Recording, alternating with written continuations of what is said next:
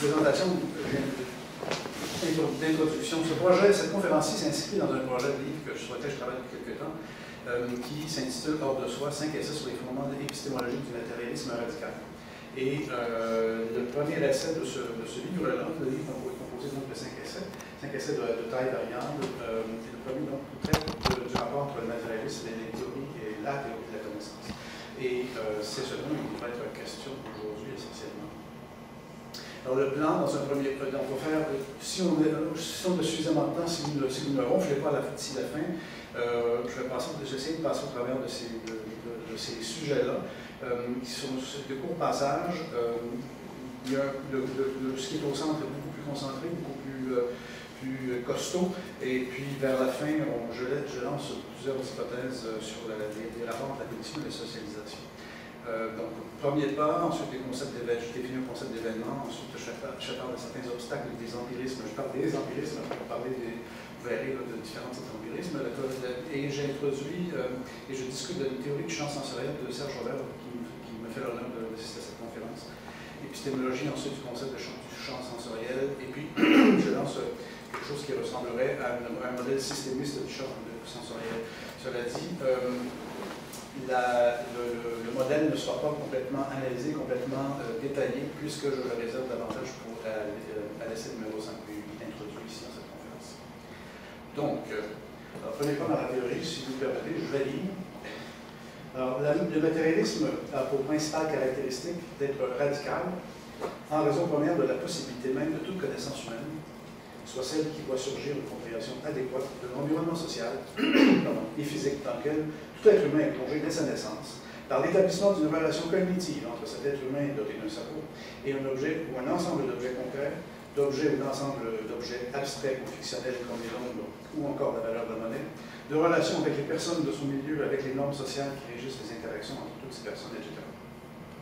Ce concept de radicalité possède donc rigoureusement le sens étymologique de ce qui est à la racine de tout phénomène. Et par phénomène, je veux strictement identifier ce qui est observable, directement ou non. Pour l'instant, ce concept d'observable peut être entendu autant en me relevant du sens commun. Par exemple, j'observe qu'il pleut quand des gouttes d'eau qui tombent des nuages qui couvrent le ciel atteignent les surfaces des choses, autant que ce qui est à strictement parler le résultat d'une mesure. Et cela veut dire que ce qui est issu de divers contextes scientifiques qui comptent au nombre de leurs paramètres ou méthodologies appliquées à une expérience planifiée et exécutée selon un plan défini, visant à évaluer le comportement de variables identifiées ou non, ou à une série d'actes d'observation systématique dans un contexte non planifié, comme par exemple lorsqu'un ethnologue étudie les us et coutumes d'une société tribale, ou quand un sociologue s'intéressera quant à lui à des groupes de jeunes, par exemple, s'adonnant à tel ou tel loisir dans un quartier donné d'une grande ville occidentale. Le problème de la mesure mise à part pour l'instant, car on a un sujet délicat, parce qu'il n'existe pas une seule théorie achevée de la mesure, on comprendra que pour l'instant, les concepts d'observable ou d'observabilité sont très généraux et cherchent à qualifier la nature de la relation que nous entretenons avec les composants de notre environnement, que j'appellerai d'une manière intuitive, entièrement assumée, la formation de l'expérience ordinaire du réel. Le fait que, par exemple, nous devions prendre le métro ou le vélo pour aller au travail et revenir à la maison, qu'il faille dresser la liste d'épicerie en fonction d'un budget disponible, toutes des activités qui requièrent de pouvoir observer, interpréter, comprendre les événements en tant que choses, entre guillemets, qui se passent ou qui ont lieu, et dont l'existence, c'est-à-dire le simple surgissement événementiel dans l'environnement, ne peut être mise en doute afin de pouvoir ou non agir en vertu d'objectifs quelconques. Échappera à cette expérience ordinaire cela qui résulte des activités menées par les scientifiques dans le cadre de leur travail, c'est-à-dire non pas tant la découverte de faits nouveaux, ce qui est possible ou grave, mais l'explication de faits par le moyen de la mise au jour de leur structure causale, etc. Dans les deux cas, une forme plus ou moins prononcée de causalité est attribuée aux relations entre les faits et l'action, qui en est ou bien le support ou bien le déclencheur. Or, avec ce que je viens tout juste de dire concernant le caractère de ce qui est observable en tant qu'établi dans une relation entre un événement et un sujet quelconque, on aura donc compris que le réel, qui est déjà visé par une définition, par ma définition, est constitué de choses physiques dont les caractéristiques, les propriétés et les qualités peuvent être empiriquement attestées de différentes manières, encore une fois selon le contexte dans lequel la relation est évoluée. Ces choses, je préfère les appeler événements, non parce que le terme recèlerait une sorte de mystérieuse aura, mais au contraire parce qu'il est matériellement neutre. Un événement est ce qui se passe à un moment donné et à un endroit quelconque ou à un point précis d'espace. Et ce concept est problématique et mérite que l'analyse s'y attende plus longtemps. On retrouve ce terme d'événement à plusieurs occasions en philosophie. Et c'est un concept éminemment central en physique, et comme dans les sciences sociales. Et pour autant que je puisse en témoigner, il ne jouit pas d'une définition très élaborée. Il ne fait aucun doute, toutefois, qu'il appartient à ce vaste ensemble des concepts usuels dans ce champ de connaissances. Et en général, les deux paramètres de l'espace et du temps sont ce qui le caractérise.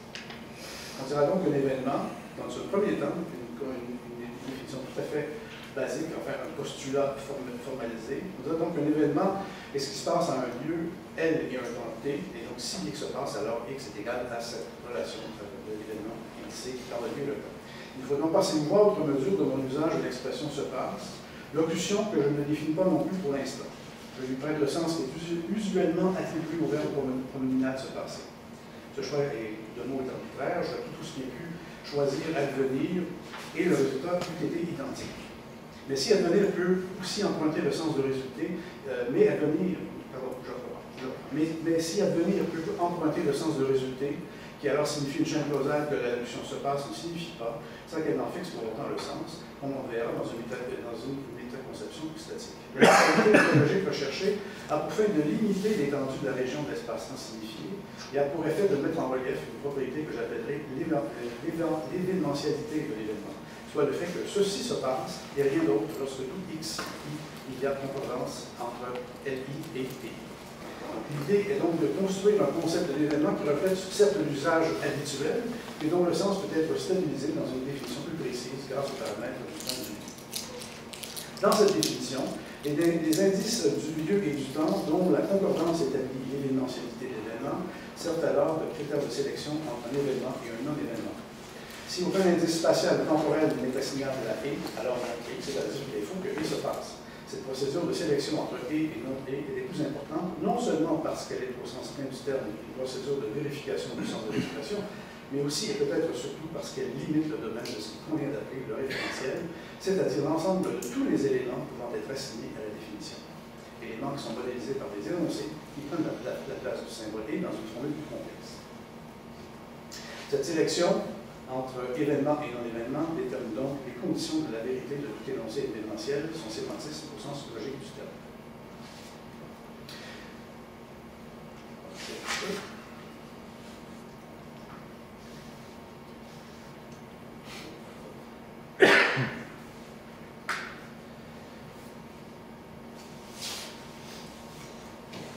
Alors, pour résumer cette première partie, il y a une définition de l'événement qui est indicée entre le lieu et le temps. On peut, et ce concept-là, il est un concept qui est référencé, qui fait référence donc, à un ensemble d'objets qui peuvent être identifiés grâce à la vérification des énoncés qui en témoignent. Donc, ça, pour nous, il y a un problème, là, il y a du rapport entre l'énoncé et les discours donc, et les faits. Et on va voir comment est-ce que, avec les empirismes, ce problème-là a été abordé. Les philosophes ont, depuis les premiers empiristes anglais, beaucoup discuté de ce problème de l'observation. Il faut reconnaître que l'empirisme n'est pas de strictement parler un matérialisme, qui peut, au contraire, très bien s'accompagner des idéalismes, comme le montre l'exemple de Berkeley, dont la maxime être s'est être perçue. L'empirisme est compatible avec les sciences dans la mesure où elles sont pour lui la source des régularités qui appuie la validité de l'ultime principe explicatif, c'est-à-dire l'esprit divin à quoi tout se ramène. Or, Berkeley a discuté de la relation aux objets en la regardant sous l'angle de la perception, non comme un acte, mais comme processus de réception passive médiatisé par les sensations. Mais comme il considérait que seules les idées étaient immédiatement perçues, les objets n'existaient donc pour lui que sous la dépendance absolue de la perception. Ils n'étaient donc en ce sens que des idées. De cela découle que si je détourne le regard du trafic à l'heure de pointe, les véhicules n'existent pas, je peux donc traverser le boulevard sans m'inquiéter des accidents qui risqueraient autrement de m'arriver. Mais comment cesser de percevoir les choses? En un mot, seule la mort peut faire en sorte d'arrêter toute perception et toute sensation. Ainsi, si un cataclysme à l'échelle planétaire éliminait toute vie humaine de la Terre, les choses, la Terre elle-même, cesseraient d'exister comme le soutient Berkeley. Il semblerait bien que non, et le sens commun et les preuves scientifiques accumulées jusqu'à ce jour le confirment. La réponse de Berkeley, toutefois, à l'objection matérialiste, stipule que les choses cessent d'exister en même temps que le sujet cesse de les percevoir. alors qu'elles existent toujours pour un autre les percevant encore. Ce qui est, comme on sait, l'affirmation du solipsisme. Cet argument ne tient pas la route face à l'argument de la disparition de tout sujet humain et donc de toute perception, mais il s'agit là, il faut en convenir, d'un argument logique stricto sensu. Cet argument logique, toutefois, est complété par un argument épistémologique ou méthodologique et a à voir avec le problème de la vérifiabilité des énoncés de connaissance. Comment vérifie-t-on l'existence de la réalité matérielle, sinon que par le moyen de tests qui permettent de vérifier ou de corriger l'adéquation entre les énoncés de connaissance qui parlent de la matière et les objets auxquels ils réfèrent. Pour l'empirisme, en effet, la vérification des énoncés scientifiques est au cœur de la problématique de la connaissance. Et plus près de nous, on trouve cette thèse formulée et analysée dans la philosophie de Maurice Schick, fondateur du Cercle de Vienne, bien que celle-ci ne fût pas nécessairement adoptée telle qu'elle par tous les membres de ce fameux groupe de philosophes et de scientifiques. Retenons toutefois à cet égard l'analyse que Jules Gaston Granger, qu'il a pondérée par son propre sujet personnel de réhabilitation du positivisme, donc l'analyse de Gilles Gaston Granger des principales propositions des Viennois dans leur manifeste publié en l'honneur de Schlick. Une citation. La science accède au réel, écrit Granger, en tant qu'elle parvient à intégrer l'expérience dans un système logiquement organisé décrivant le monde. Il n'y a point de monde par-delà celui-ci, même si l'expérience de chacun déborde le domaine de l'extrémable.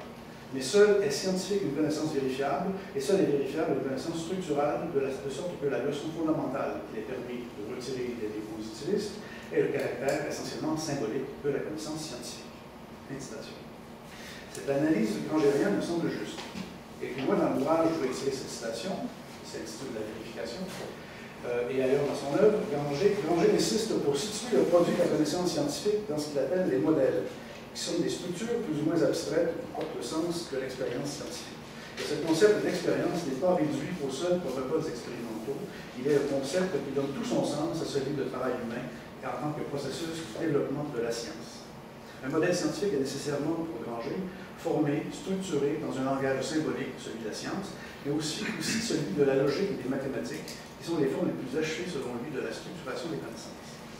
Contrairement aux néopositivistes qui n'accordaient aucun contenu mathématique pour des raisons qui ont à voir avec le fait essentiellement qu'un énoncé mathématique, comme une action par exemple, est par définition analytique, c'est-à-dire vrai en soi, Granger leur en attribue un, celui justement de traduire entre autres choses le contenu d'un travail. Mais contrairement à ces derniers, Granger n'attribue pas le pouvoir de détermination du sens des choses aux structures formelles développées dans les modèles. Il ne postule pas la conformité, autrement dit, des modèles aux choses représentées par eux. Il rejette le nominalisme des Viennois, la science est une activité organisée épistémologiquement et socialement. Laissons de côté pour l'instant la question des modèles. Ce détour par le positivisme et sa critique possible avait pour but de montrer que si l'empirisme peut revêtir les atouts du matérialisme, il peut aussi très bien adopter la posture de l'idéalisme, et que dans sa version matérialiste, ou du moins physicaliste, il s'inquiète de la méthode avec laquelle les énoncés des théories de la science possèdent un contenu vérifiable, donc pas réfutable. Le contenu d'événements est parfaitement compatible avec le matérialisme, avec les visées méthodologiques de l'empirisme non idéaliste. Et bien entendu, ce concept n'est pas en lui-même un objet concret, il signifie la possibilité que soient connus des objets concrets et des objets fictionnels conceptuels. Comment ce concept d'événement peut-il contribuer à cet objectif? Une réponse rapide, grâce à ce qu'il implique sur le plan d'une théorie de l'observation et des événements. Si pour Lucrèce et le matérialisme antique, un événement était en quelque sorte construit dans le rapport entre le fait individuellement perçu et la nécessité épistémologique de la perception en tant que confirmation des propositions de la connaissance, cela a changé avec l'empirisme classique et le néopositivisme viennois, qui associent tous deux le processus perceptif d'un fait à la sensation subjective déclenchée sous un mode passif plutôt que constructif. Les traditions même les plus récentes reprennent donc cette polarité du débat sur le fait et le statut d'observateur. De cela, il s'ensuit qu'à propos du concept de l'événement lui-même, il faudra donner donc une définition plus élaborée afin d'en éviter le piège empiriste.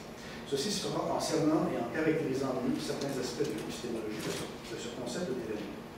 Pour m'aider à réaliser cette tâche, je puiserai dans le travail du philosophe Serge Robert, et en particulier, je m'accorderai à son analyse du concept du champ sensoriel. Je souhaite ainsi développer cette partie de la thèse de Robert et en esquisser un modèle formel qui ne sera pas complètement analysé. Je le dis tantôt, c'est plus au 7e et dernier essai du livre, sur le plan formel.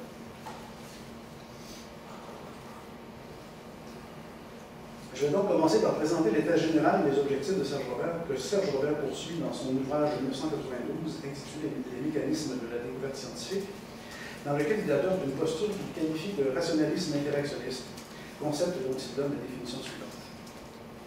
Le rationalisme interactionniste consiste alors à soutenir que la connaissance est un comportement d'harmonisation progressive et interminable entre notre expérience psychologique et notre expérience physique, par correction successive de nos représentations psychologiques à la lumière de ce que notre perception nous révèle sur notre environnement physique. Je ne vous donnerai pas les citations, les numéros de page. L'un des objectifs poursuivis par le philosophe est d'y développer une théorie générale de la connaissance, mais aussi surtout une théorie de la découverte scientifique, qu'on annonce d'ailleurs le titre, qui fait la part belle aux problématiques traditionnelles de l'épistémologie, en les abordant tout aussi bien du point de vue de l'histoire que du point de vue des règles internes de la recherche et de la production innovante de connaissances scientifiques. Citation. La distinction Reichenbachienne entre le contexte de découverte et le contexte de justification est bien sûr pertinente, mais selon le rationalisme interactionniste, la découverte et la justification servent toutes deux des règles identifiables. Les présents essais de Serge Robert vise à reconnaître pour les hypothèses scientifiques de telles règles de découverte et des règles de justification et essaie de contribuer de cette façon à la compréhension générale de l'activité humaine de connaissance. Serge Robert, en essayant d'expliciter mon rationalisme interactionniste, le présent essai est une analyse de l'interaction cognitive des humains avec leur environnement. Fin de citation. Ainsi donc, les problématiques habituellement abordées par l'épistémologie se retrouve également au cœur d'une réflexion plus large sur les activités cognitives humaines analysables du point de vue des sciences de la cognition, au sein desquelles l'épistémologie se classe, dit Serge Robert, au titre des sciences métacognitives. Serge Robert maintient donc une forme de dualisme typique du rationalisme, mais en le qualifiant d'interactionniste, il en diminue pour ainsi dire le caractère tranchant entre ces deux pôles qui sont traditionnellement représentés depuis Descartes au moins, par les concepts de corps et d'esprit. Et ce faisant, il vise à expliciter la fonction interfaciale ou médiatrice de l'activité neurocognitive. Mais afin d'analyser les interactions entre les humains et leur environnement de ce point de vue, il faut une théorie de la relation des sujets connaissants à leur environnement, c'est-à-dire une théorie qui soit suffisamment générale pour qu'il soit ensuite possible d'en déduire les principes qui conviendraient de retenir comme étant valables pour ce qui a trait au problème précis de la découverte des connaissances scientifiques. C'est selon moi la notion de champ sensoriel que cette théorie sera. C'est sur la notion de champ sensoriel que cette théorie sera bâtie. Citation. Le champ sensoriel est le monde en tant que donnée. L'ensemble de tout ce qui est hors de notre système nerveux peut en exciter et qui peut en exciter des terminaisons nerveuses. J'appelle ce champ sensoriel simplement parce qu'il est le matériau à partir duquel des sensations nous apparaissent. Je postule qu'en appartenant à la même espèce biologique, les humains ont des cellules sensorielles qui se ressemblent suffisamment d'une personne à l'autre, de sorte qu'en les orientant vers la même portion spatio-temporelle de leur champ sensoriel, ils ont des excitations sensorielles qui sont relativement les mêmes, à la condition bien sûr de ne pas avoir de déficience sensorielle majeure. Le champ sensoriel est extérieur au système percevant donc. Et de ce qui précède, on peut déduire que toute variation perceptive serait le fait des limites même du système percevant interagissant avec son environnement. Et non cette portion de l'environnement qui est perçue et qui constitue le champ sensoriel. L'environnement est considéré stable, les interactions et la médiation neurocognitive expliquant les différences interindividuelles qui peuvent survenir sur le plan de la structure perçue. Il faut également préciser que Serge Robert définit en ces termes les concepts de sensation et de perception. Citation. Sans adopter la théorie kantienne de la perception, j'en retiens la distinction entre la sensation comme enregistrement d'un donné et la perception comme structuration de ce donné. Ce faisant, je m'oppose à l'empirisme classique qui réduit la perception à un enregistrement sensoriel passif, tout en acceptant un certain empirisme constructif, et je définis plus précisément la sensation comme excitation des cellules sensorielles de nos terminaisons nerveuses par des éléments du champ sensoriel. La thèse donc, du champ sensoriel de Serge Robert repose sur deux éléments, l'un de nature épistémologique, l'autre de nature davantage ontologique. Premièrement, une redéfinition des concepts de sensation et de perception fournissant à ces deux concepts un contenu relatif à la fonction interfaciale des cellules nerveuses fait en sorte de situer le concept de champ sensoriel dans une théorie générale de la cognition associée à la neurobiologie, en fournissant par exemple au besoin la justification nécessaire. Et B, deuxièmement, sur un postulat que j'appellerais le postulat de l'identité des structures neurobiologiques humaines, qui n'est pas à strictement parler épistémologique, mais plutôt ontologique, dans la mesure où il affirme quelque chose sur la structure d'une partie du monde, soit l'existence de l'identité en question dont le postulat, dans le postulat. Donc il affirme quelque chose sur la structure d'une partie du monde, soit l'existence de l'identité dont parle le postulat. Et je conserverai les caractéristiques de la définition de ce postulat qu'en a fait Serge Robert à la précédente citation. Remarquons immédiatement que ce postulat est prudent. Il y a plusieurs points de vue d'ailleurs, car il n'est pas rare que les philosophes ou d'autres chercheurs en neurosciences ou en sciences cognitives commettent une erreur de catégorisation importante en attribuant au cerveau des propriétés psychologiques habituellement attribuables à un sujet doté de psychologie. Psychologie dont le lieu de production et de dépôt des réalisations est le cerveau. Et ce postulat, on l'aura compris, est aussi compatible avec l'injonction coanime de la naturalisation de l'épistémologie, le behaviorisme en moins. Le postulat de l'identité des structures neurobiologiques humaines ne dit rien de plus que les humains, en tenant compte des variations interindividuelles dont la limite inférieure serait par exemple une quelconque déficience sensorielle, connaissent donc les humains à peu près tous le même monde en tant qu'il est donné. La prudence de Serge Robert tient donc à cette attribution cognitive à des sujets et à la condition de l'actualité des variations individuelles. Évidemment, et j'insiste là-dessus, les variations jusqu'aux déficiences sont plus nombreuses du point de vue de leur typologie que de laisse entendre le postulat de l'identité des structures neurobiologiques. Et ça, même s'il n'y a pas que des déficiences sensorielles ou cognitives qui peuvent avoir une influence sur la manière dont ce monde de données puisse devenir compris, c'est-à-dire l'objet d'une connaissance partagée. Car s'il s'agit de cerner ce qui contribue à la formation des connaissances et que le lieu de cette production est identifié à la relation à l'environnement que l'un humain entretient, alors il va de soi que cette relation fondée sur des ensembles d'interactions sera elle aussi au nombre des variables déterminant le développement des connaissances. D'ailleurs, en reconnaissant qu'un des vecteurs importants de la production et de l'assimilation des connaissances chez les humains est le langage, et que celui-ci est social de part en part, en dépit des structures neuronales qui en favorisent et le développement et l'usage, dans le qu'à l'oral, Serge Robert va reconnaître implicitement que cette relation à l'environnement inclut l'environnement social largement médiatisé par le langage. Il faut donc compter au nombre des déficiences celles qui se rapportent au déficit des relations socialement entretenues au sein d'un groupe social quelconque. C'est-à-dire qu'il faut également tenir compte des contraintes sociales qui peuvent entraver ou limiter le champ sensoriel. Par exemple, un enfant de l'âge n'a pas accès aux mêmes champs sensoriels qu'un enfant socialisé, à qui l'on enseigne comment faire pour percevoir des champs sensoriels dont les finalités sont déterminées, et cela s'appelle éduquer et instruire. La nature de ces contraintes et celle de leurs effets identifiés ici comme étant des limites n'ont pas besoin d'être l'objet d'un commentaire de sociologie théorique particulier. Mais leur importance sur le plan de la structure du modèle de champ sensoriel fera bientôt l'objet d'une proposition.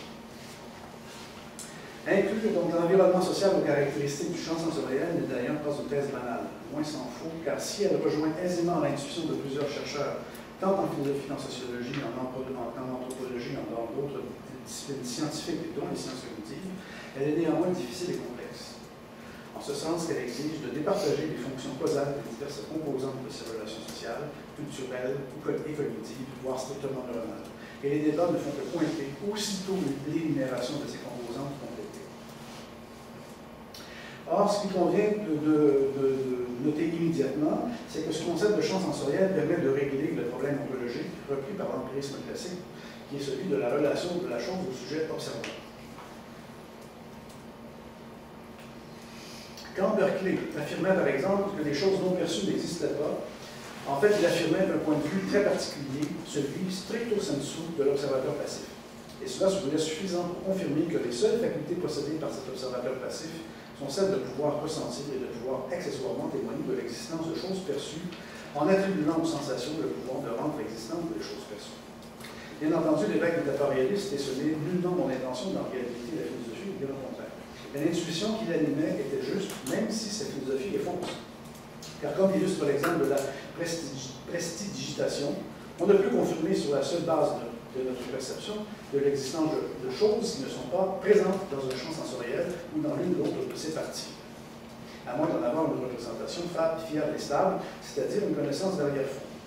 Mais ces représentations sont diversement établies, et le livre de Serge Robert vise à en décrire et à en expliquer les mécanismes du point de vue de la science et du point de vue de la structure psychologique des inférences qui en font la méthode, et ne sont donc pas toutes issues de l'expérience de premier degré. Étant par ailleurs entendu qu'une expérience de premier degré consistera par exemple à retrouver tous les matins sa tasse de café préférée sur la même tablette de la montre de cuisine. Une telle expérience est très souvent répétitive, et parce qu'elle est telle, sans que cela ne soit pour autant nécessaire, elle autorise la formulation par induction d'une croyance à l'effet que la tasse de café existe et qu'elle se trouve à l'endroit habituel.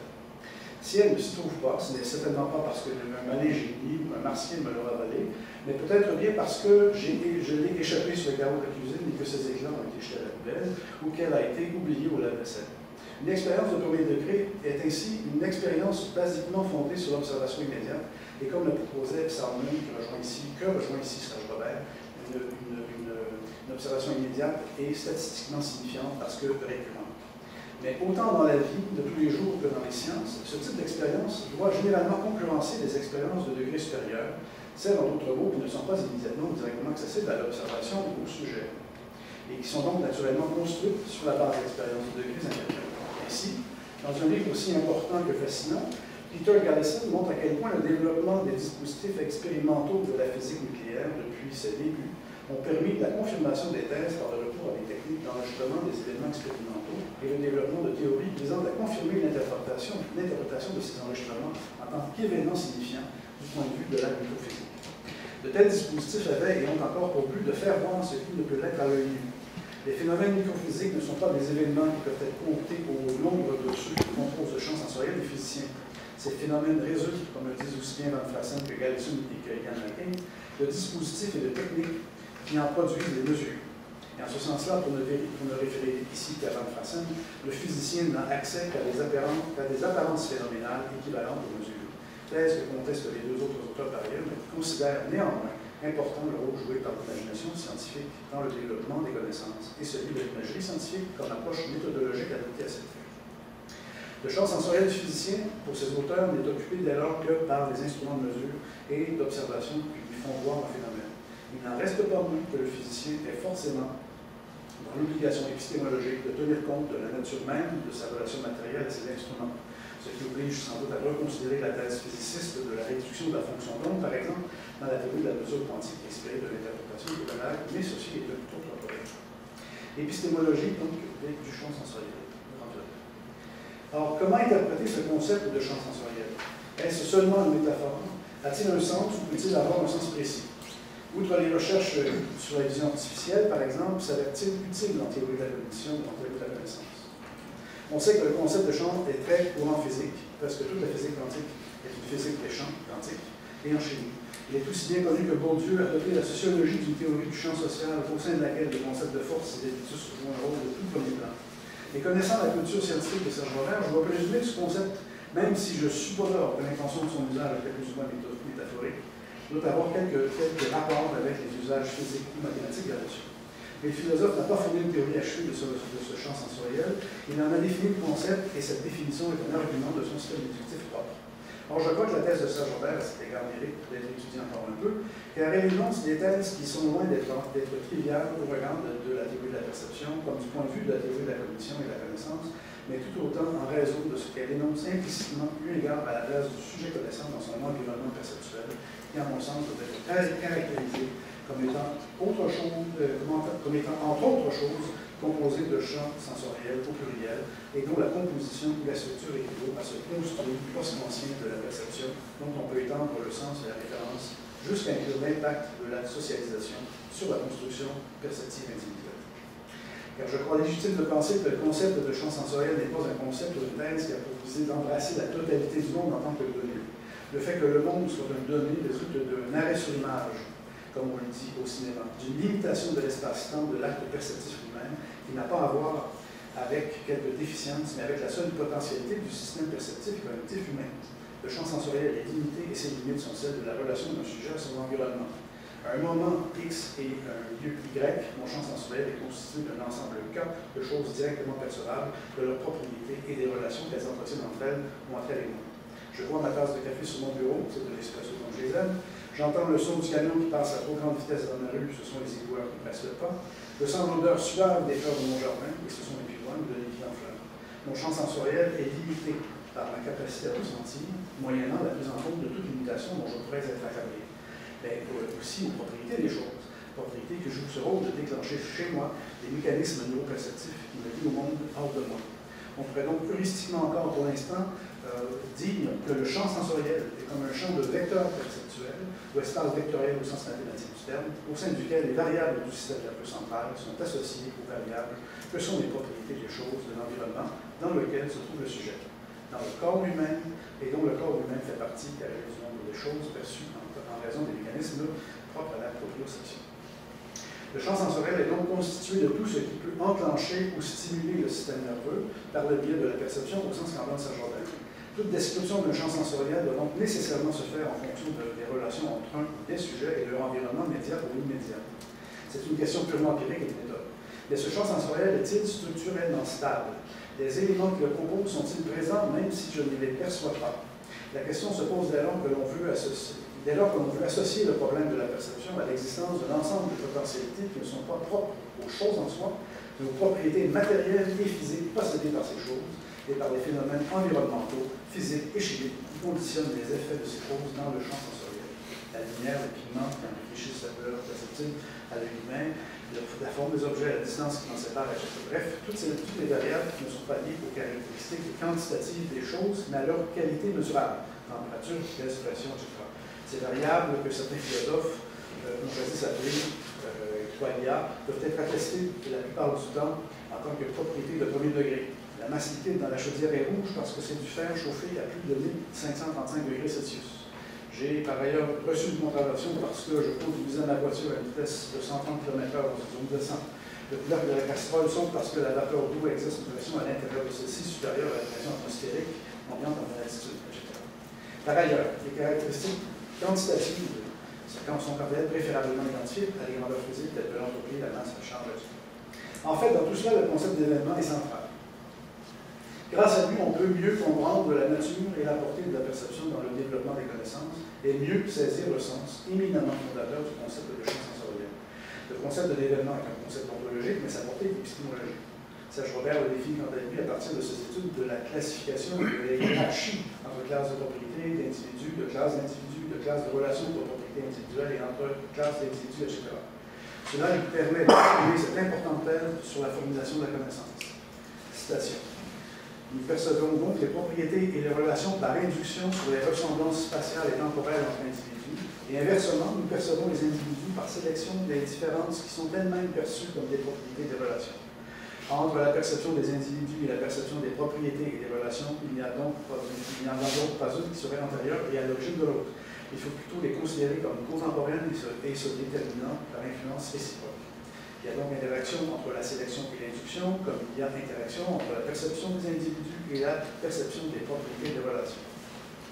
Cette interaction favorise le découpage perceptif du champ sensoriel en individus et en classes. Ce découpage, cette mise en perspective est relative à la position du sujet dans son environnement, car c'est lui qui perçoit les choses, chacune individuellement, mais aussi et surtout que le sujet perçoit le système complexe des relations entre ces objets. Propriété de relations perçues d'un même objet singulier ou d'objets singuliers regroupés, constituent ainsi le mode de structuration du champ sensoriel et ultimement de la connaissance. La perception qui est relative à la position du sujet percevant, qui égale à son environnement, est construite d'éléments perceptuels que sont les perceptions des propriétés, des relations de propriété, etc. Citation. En percevant des individus ainsi que les propriétés et les relations, nous percevons également des éléments, comme le port d'une propriété par un individu, ou la présence d'une relation entre deux ou plusieurs individus. En fait, ce sont toujours des événements que nous percevons, puisque les individus et les propriétés et les relations ne sont que des constituants de ces événements, et que c'est toujours en contexte d'événements qui nous apparaissent. C'est en effet en tant que porteurs de propriétés ou de relations que nous percevons les individus, comme c'est en tant que portés par des individus que nous percevons les propriétés et les relations. Fin de citation.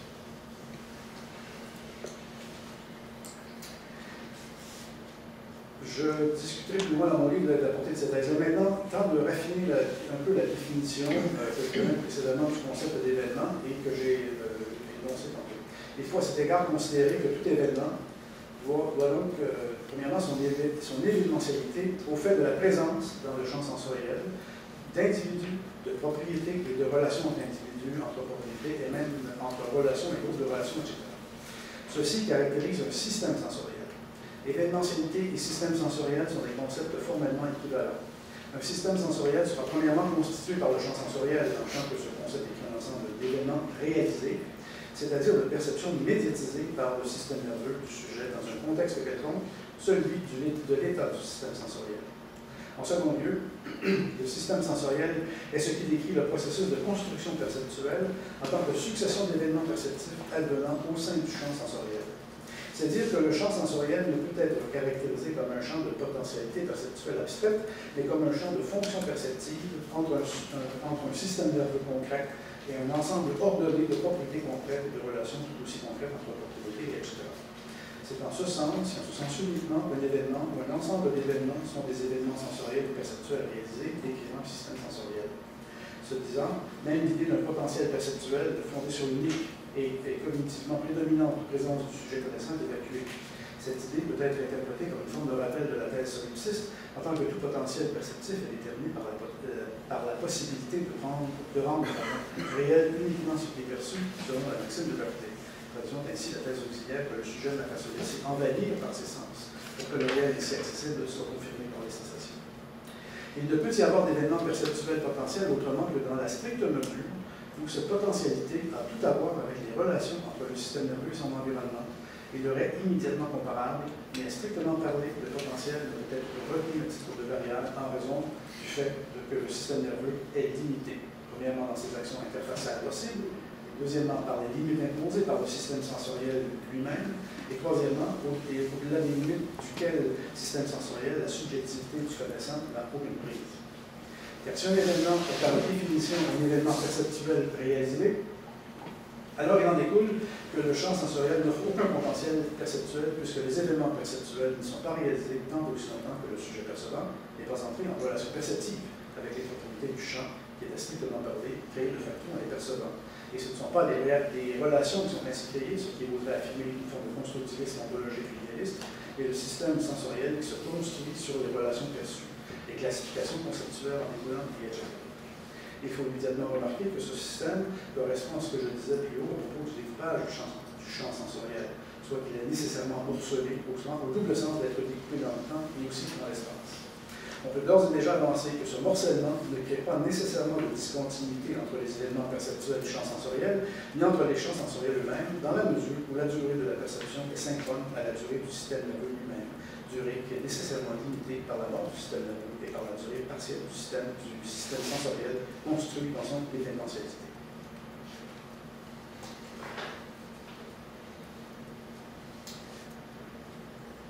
Un événement, donc, est ce qui se passe compte tenu des limites du système perceptif du sujet percevant.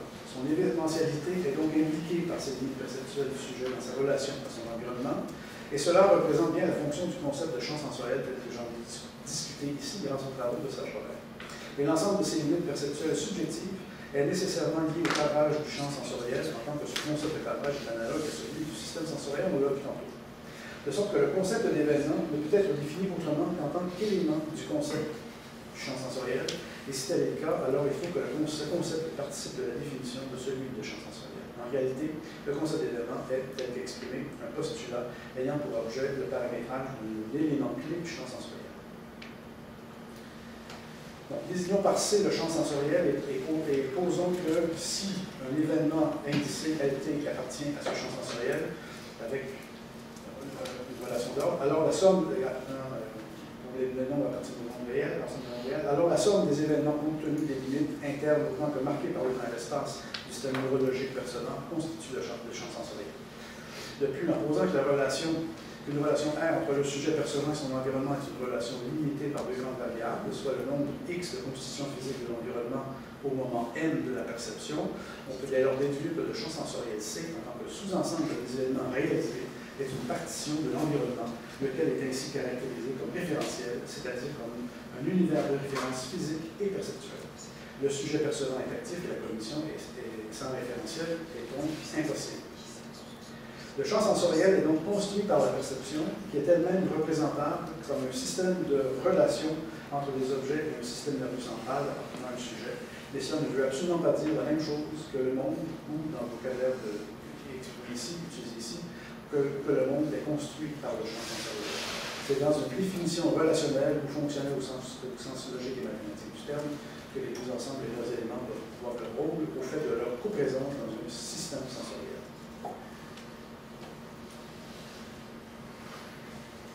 Je pose à nouveau une question difficile qui a été sommairement abordée plus tôt, celle car elle relève cette question de plusieurs considérations philosophiques sur la durée et sa valeur, mais aussi sur ce que j'appellerais, faute de mieux, une sorte de physique de la perception.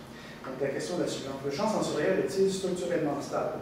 Les éléments qu'il compose sont-ils présents même si je ne les perçois pas? Serge-Robert affirme, citation, De toute façon, l'existence d'un extérieur à la connaissance est une hypothèse méthodologique nécessaire à l'élaboration de toute théorie épistémologique et pour éviter le solipsisme. Connaître implique d'entrée de jeu de distinguer un connaissant d'un connu. Fin de citation. Certes, voilà une hypothèse méthodologique de toute première importance, mais cela ne règle pas la question de l'ontologie, à propos de laquelle la citation ne dit que peu de choses, hormis le postulat d'existence d'un extérieur au sujet connaissant. Rappelons encore à cet effet la thèse de Berkeley. Être, c'est être perçu. Cette thèse, comme on l'a vu, entraîne l'affirmation du solipsisme. Et pourtant, Berkeley aussi distinguait entre un connaissant et un connu. Le connaissant ne pouvait connaître que des idées, objets véritables selon lui de la perception, et les choses extérieures n'étaient connues que parce qu'elles étaient perçues en tant qu'idées perceptibles. Berkeley distinguait donc ainsi les deux pôles de la relation perceptive. On l'a également vu, le solipsisme entraîne par ailleurs une thèse hautement paradoxale qu'il semble avoir refusé de considérer. Serge Robert affirme dans la précédente citation l'existence d'un extérieur à la connaissance comme condition à l'épistémologie.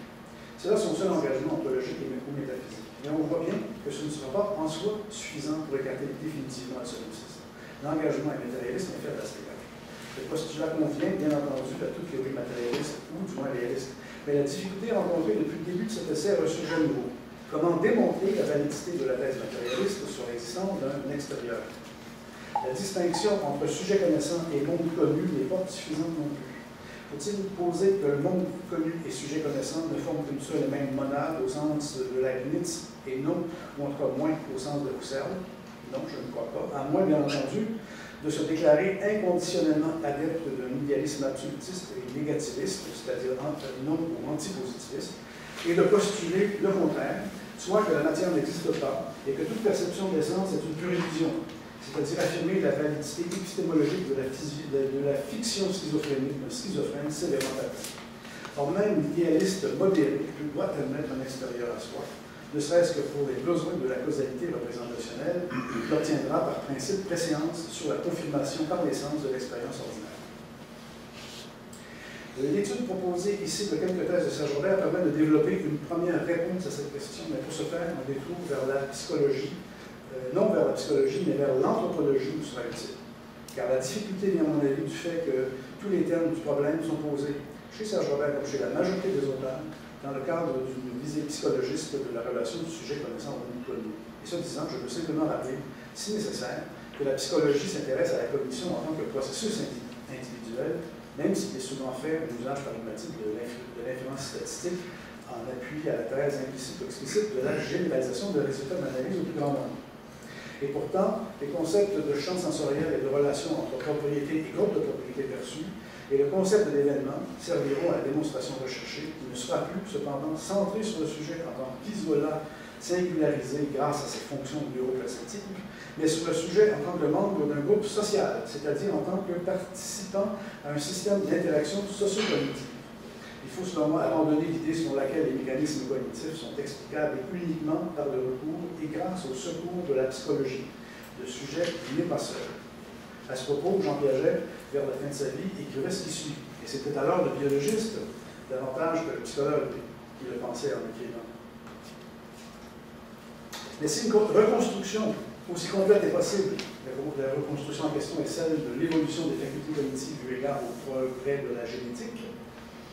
Donc, si une reconstruction aussi complète est possible, de l'évolution des facultés cognitives, c'est qu'en lâchant l'appui fourni par les montages héréditaires et en s'engageant dans la direction des régulations construites et phénotypiques, l'intelligence ne renonce au cycle de l'instinct que pour se confier aux interactions individuelles ou sociales. Il semble même n'y avoir aucune discontinuité à cet égard, puisque déjà les chimpanzés ne travaillent qu'en groupe, ce qui est contestable.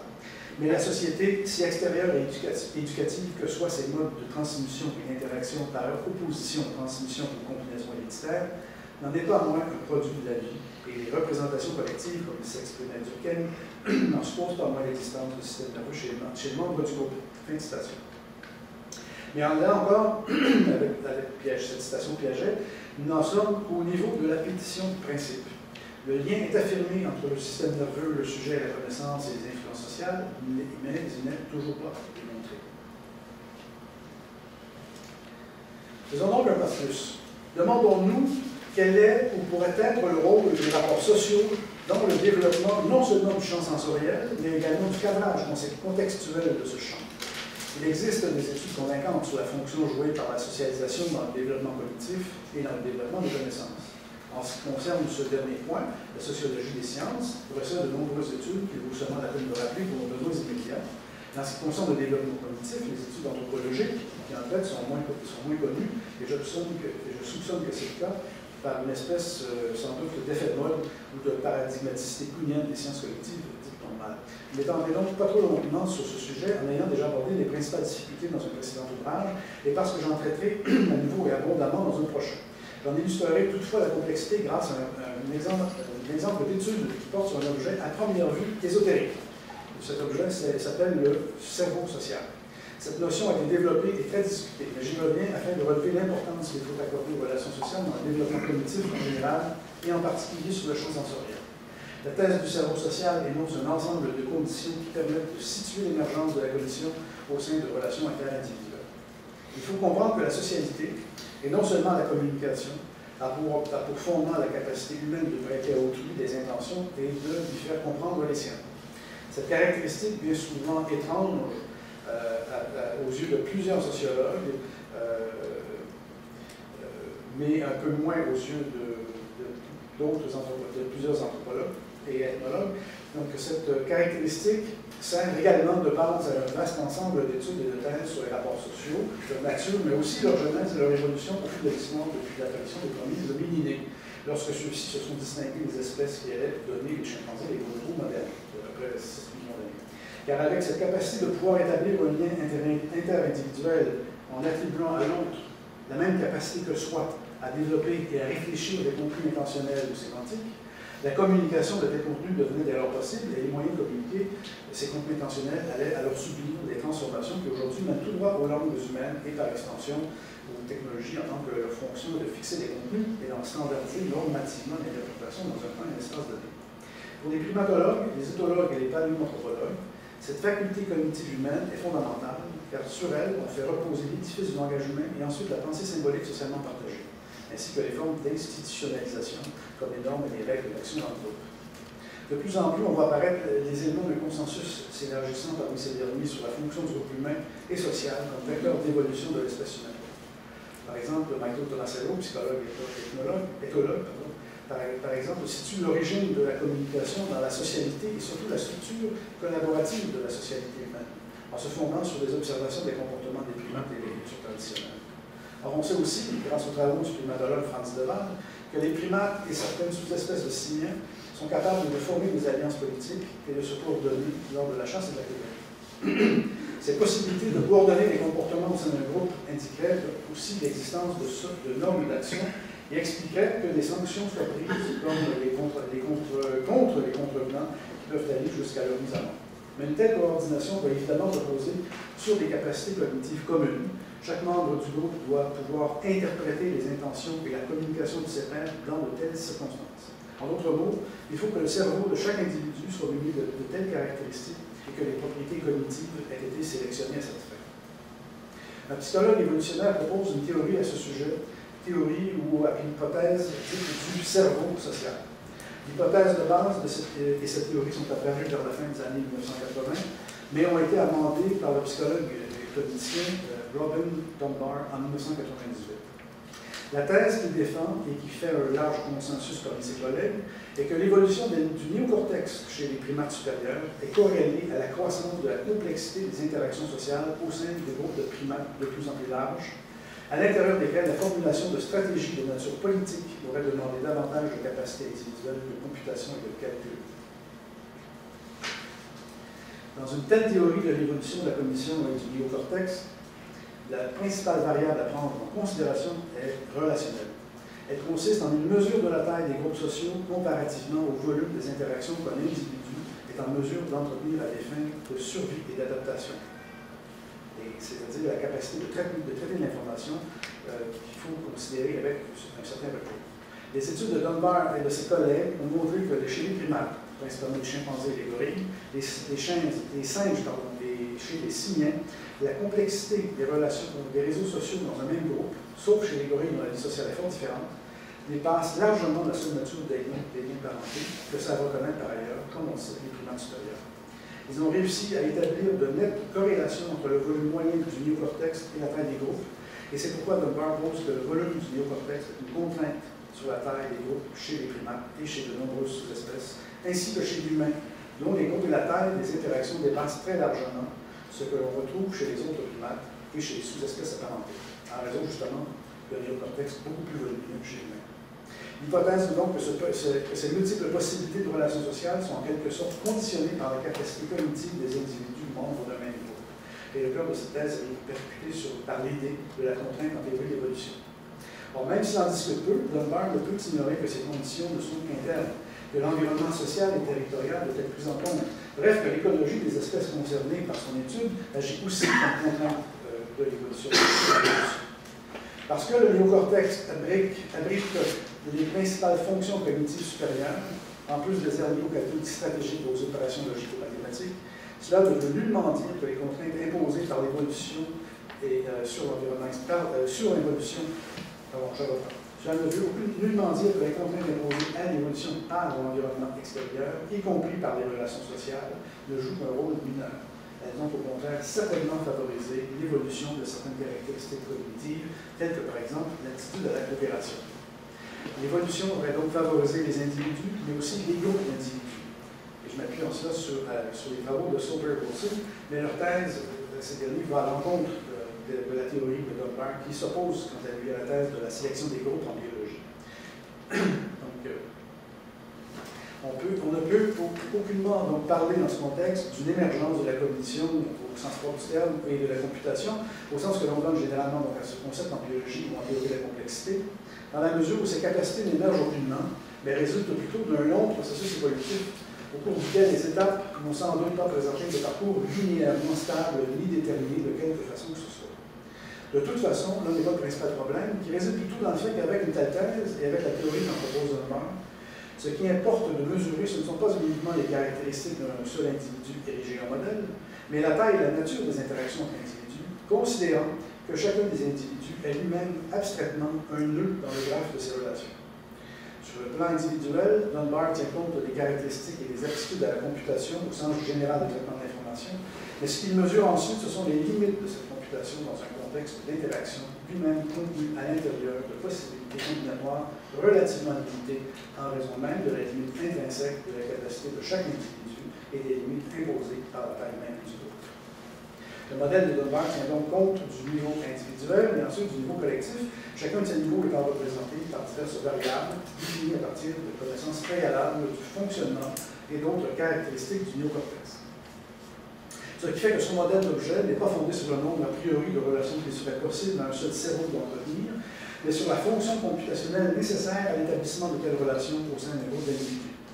Son modèle théorique est quant à lui fondé sur les éléments de sa preuve ancrés empiriquement dans des observations écologiques vastes et complexes. Il réussit à faire la démonstration de sa preuve et ensuite à ériger en quasi causale et évolutionnaire la fonction cognitive des interactions entre les membres d'une société en tant que ces interactions sont contraintes par des propriétés cognitives sélectionnées en vue de leur rôle dans l'adaptation des individus.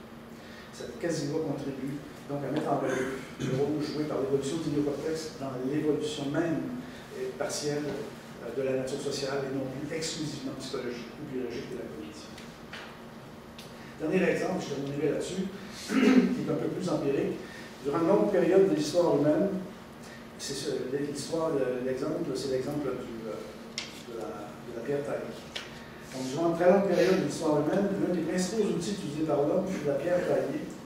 Et à partir de 2,5 millions d'années, jusqu'à l'invention de la métallurgie, dans cela plus ou moins 5 000 ans, les hommes étaient des tailleurs de pierre. Pointe de lance et de flèche, grattoir, couteau, la pierre fournissait le principal matériau du travail des autres matières, dont dépendait la survie des humains, compte tenu des ressources disponibles, des changements climatiques, etc. Bref, compte tenu des forces et contraintes en présence dans leur environnement.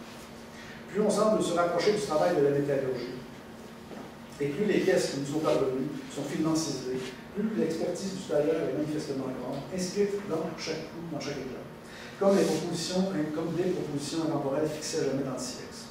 Grâce à ces documents souvent rares, mais parfois assez abondants, selon les gisements découverts, on peut en effet lire non seulement la nature des usages et en développer par déduction successive et rapprochement affine avec d'autres sources de même culture d'appartenance, le sens pratique, le sens purement technique et en déduire que ceci servait à faire cela. Mais on peut également y dessiner des mécanismes cognitifs et suivre d'une certaine manière l'évolution des attitudes cognitives au fil des siècles et des millénaires qui se sont succédés. Chose certaine, la complexité des gestes requis pour extraire de ces galets d'origine en forme de matière première ne fait aucun doute. Les anthropologues s'y sont essayés et cela leur a demandé de nombreuses années de pratique avant que les techniques soient suffisamment mises au point. Ces pierres sont sculptées au début pour tenir dans la main, pour devenir une extension physique de l'idée de l'outil ou le moyen par lequel l'intention de l'usager sera propulsée contre la matière. Ce qui est formidable, je repars. Donc, ces pierres sont sculptées au début pour tenir dans la main, pour devenir une extension physique de l'idée de l'outil, ou le moyen par lequel l'intention de l'usager sera propulsée contre la matière, viande, ou branche, ou os, ou ennemi. Cependant, les gestes du tailleur prémoderne seront durant plus de 2 millions d'années répétés, et ils seront de plus en plus organisés selon ce qu'on appelle désormais les chaînes opératoires, qui sont des schémas techniques reproduisant a posteriori la succession des gestes, si fin soit-il, jusqu'à ce que le galet donne enfin son cœur, le grattoir de la pointe recherchée. Ce qui est formidable avec cette théorie de la chaîne opératoire, c'est qu'elle permet de rendre le modèle cognitif non pas des gestes concrets eux-mêmes, mais de leur lien avec le but recherché avant que ce but ait atteint dans l'objet. La reconstruction de la pierre d'origine du galet brut ayant servi au tailleur par l'archéologue est modélisée ni plus ni moins que comme un projet d'ingénierie inversée. Le but étant connu, qu'est-ce qu'il aura fallu que le tailleur sache de sa matière première, de la manière de produire ses gestes, pour que ceux-ci rendent le produit final? Et dans quelle séquence? Selon quels paramètres? Et parce qu'il existe des gisements qui contiennent de grands nombres d'outils ratés, l'erreur devient alors pour l'archéologue des signes à partir desquels il est possible de déduire la forme du geste concret par comparaison avec les outils réussissants. L'erreur instruit donc toujours sur ce qu'il aurait fallu faire. L'archéologue récolte le nombre d'éclats et de noyaux rejetés, et de ce fait, il ou elle récolte des critères de production, des associations entre matière et manière de faire, puis elle ou il recolle les morceaux. Le galet revient à son aspect d'origine dans l'espace, on remonte ainsi le temps de la production comme si on y était. On démonte ensuite le puzzle en suivant et notant le plan de la découpe. On mesure l'angle des coups et on calcule la force requise à l'éclatement souhaité. On fait l'hypothèse des choix qui se seraient posés et on teste chaque hypothèse grâce aux mesures des pièces rejetées. On dessine un diagramme des actions ou des connaissances implicites et on obtient une représentation ou un modèle ou une schématique de la connaissance technique déployée par nos ancêtres dans la fabrication de ces outils fragiles, mais qui leur ont été utiles au point de rendre possible une formidable adaptation à des conditions de survie fort peu amènes, mais fortement propices à bien d'autres égards, au développement des techniques de survie et d'adaptation. Mais au vu de la complexité de ces connaissances techniques, nul ne peut croire qu'un seul individu, accroupi sous son arbre et martelant de roches dures l'une contre l'autre, sans savoir préalable, aurait pu réussir une telle invention. Les chimpanzés et les bonobos à qui on a tenté d'enseigner la chose s'y sont plantés à eux, car c'est l'état. Le seul fait que cette technique, qui se montre de plus en plus complexe au fur et à mesure que le temps passe, et le temps évolutionnaire étant, soit demeurée si longtemps en usage, ne dit rien d'autre qu'elle fut nécessairement transmise par quelque moyen que ce soit. Les archéologues et paléanthropologues pensent aujourd'hui que l'évolution technique des premiers hominidés n'était pas linéaire mais buissonnante, comme en témoigne sur plus de 2 millions d'années l'apparition des mêmes outils, et ce, en divers lieux si éloignés les uns des autres que tout contact interpopulationnel était inconcevable, et en diverses époques souvent très éloignées dans le temps, éliminant du coup l'hypothèse d'un seul mode de transmission intergénérationnelle. L'enseignement chez les premiers hominidés, selon certains, aurait pu être comparable à ce qui se remarque chez les chimpanzés ou les bonobos sur le plan des apprentissages, par élimination et non par imitation enseignée intentionnellement. Néanmoins, les pierres taillées du néolithique requièrent autre chose que la seule observation passive d'un apprenti tailleur. Il doit lui être enseigné la technique, le diagramme complet de la chaîne opératoire doit être décortiqué et enseigné dans les liens qui unissent chaque étape des opérations au but final. Il doit reproduire son geste avec précision car la ressource est rare. La thèse cognitienne qui convient alors à l'explication de ce fait évolutionnaire est celle de la récursivité sociale des inférences, c'est-à-dire la capacité humaine de pouvoir attribuer à un tiers la capacité de penser ce que l'on pense soi-même. Cette récursivité inférentielle typique de la société humaine est la condition nécessaire absolue à tout enseignement. Car comment pourrait-on autrement, même aujourd'hui encore, enseigner tel ou tel autre aspect d'une théorie si l'étudiant ne nous attribuait pas la capacité de lui attribuer en premier lieu celle de pouvoir capable de se représenter la dite théorie, et vice-versa. Les champs sensoriels dans tout ça, que devient-il? Une chose sociale. Non pas une construction sociale au sens d'un événement brut d'une attribution collective, mais comme un schéma socialement paramétré et normé. Comment voir dans ce galet de pointe de flèche migratoire en réactualisant la chaîne opératoire de sa fabrication, c'est-à-dire en actualisant le plus recherché dans sa relation à l'usage auquel l'œuvre en production sera destinée. Cette relation entre chaîne opératoire et l'usage est une relation de signification. Le geste n'a de sens que par rapport à l'usage de la chose. Or, ce sens ne se trouve ni dans le geste seul, ni dans l'usage, ni dans la chose. Il se loge dans la relation. Le concept de champ sensoriel est, par cet exemple, donné comme central dans la théorie de la perception, mais ce concept est crucial aussi en ce qui sert à mettre en relief le fait que ce champ sensoriel n'est pas uniquement neurocentré. L'exemple de l'évolution de la pierre taillée montre que par hypothèse, évidemment, si la technique de la taille du biface a pu perdurer aussi longtemps, c'est qu'il existe, comme le dit Piaget dans la citation, des régulations construites et phénotypiques qui ont appuyé cette transmission de connaissances au cours du temps évolutionnel. En ce sens, le concept de champ sensoriel doit faire une part à celui de régulation, voire de normes, car il est associé à des reproductions systématiques de relations entre classes conceptuelles et relations entre les classes. Et entre relations perceptuelles, sujet percevant, classe de relations perceptuelles et classification conceptuelle. Or, est-ce à dire que ces systèmes cognitifs qui construisent la perception sont propositionnels par nature? Je ne crois pas, même si la représentation publique prend la forme de propositions véhiculées par la communication linguistique. Je pense plutôt qu'ils naissent sur le plan strictement individuel à partir des habiletés sensorimotrices, des déplacements spatiaux, des systèmes qui permettent l'orientation du sujet dans l'espace, donc de l'inaction de ses facultés. Mais que leur intégration est favorisée par l'expérience collective et le savoir cumulé qui en résulte, dans laquelle l'expérience des groupes humains puisent des significations et organisent un système de propositions communicables de ce fait de leur expérience en tant que groupe et en tant qu'individu. En ce sens, ajoute Piaget, la société est unique, est l'unité suprême et l'individu ne parvient à ses intentions ou constructions intellectuelles que dans la mesure où il est le siège d'interaction collective dont le niveau et la valeur dépendent naturellement de la société dans son ensemble. Fin de citation.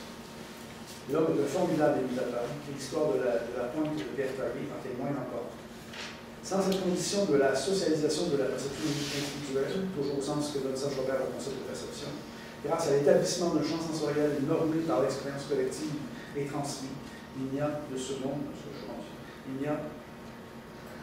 extérieur à soi, au sens de publiquement accessible, et surtout, sans cette condition, je commence comme vous autres probablement assez petit, sans cette condition de la socialisation de la perception individuelle, toujours au sens que donne Serge Robert du concept de perception, grâce à l'établissement d'un champ sensoriel normé par l'expérience collective et transmis, il n'y a pas de monde extérieur à soi au sens de publiquement accessible, et surtout, dont l'expérience peut être attestée par la vérification quand permet la mise en commun des systèmes de classification dont c'est la question.